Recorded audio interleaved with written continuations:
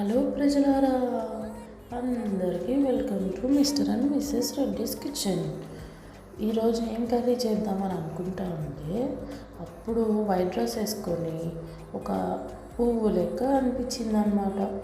గోబీ అది వచ్చి నా వెంబడ పడుతూ, ప్లీజ్ ప్లీజ్ ఈరోజు గోబీ అండ్ టమాటా కర్రీ చేయవా, చాలా తక్కువ వండుకుంటారు, మన స్టైల్లో చేసి చూపించు, సో చాలా టేస్టీగా ఉంటుంది అని అంటే సరే అని చెప్పి నీట్గా క్లీన్ చేసేసి దాన్ని హాట్ వాటర్లో పెట్టి ఒక 5 minutes స్టవ్ పైన పెట్టాను అనమాట. సో అప్పుడు గోబీ అన్నది అలా పెట్టడం వల్ల నాలో ఉన్న డస్ట్ కానీ ఏమైనా పురుగులు ఉన్నా కానీ చచ్చిపోతాయి.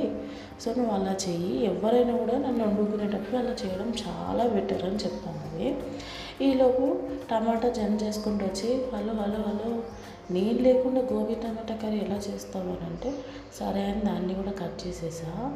మళ్ళీ కొంచెంసేపు ఆగి నన్ను కట్ చేసిన ఈ ఆనియన్స్ లేకుండా నువ్వు ఒక ఎమోషన్ ఎట్లా తెస్తావు కర్రీకి అని అంటే సరే అని చెప్పి ఆనియన్స్ మిర్చి కూడా కట్ చేసా.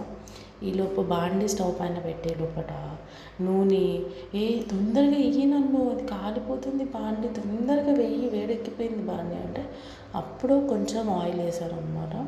తర్వాత పోపు గింజలు ఇవేమో వేయంగానే చిటపట చిటపట చిటపట డ్యాన్స్ వేసినాయి. తర్వాత మళ్ళీ ఆనియన్స్ మిర్చి వేసేసాను.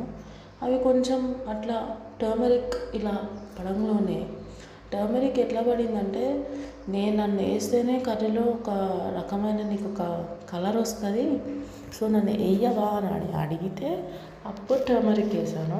కొంచెం అట్లా సాల్ట్ చేసిన తర్వాత మళ్ళీ మూత తీసి అప్పుడు 2 ఒకటేసారి పడ్డాయండి, గోబీ అండ్ టమాటో.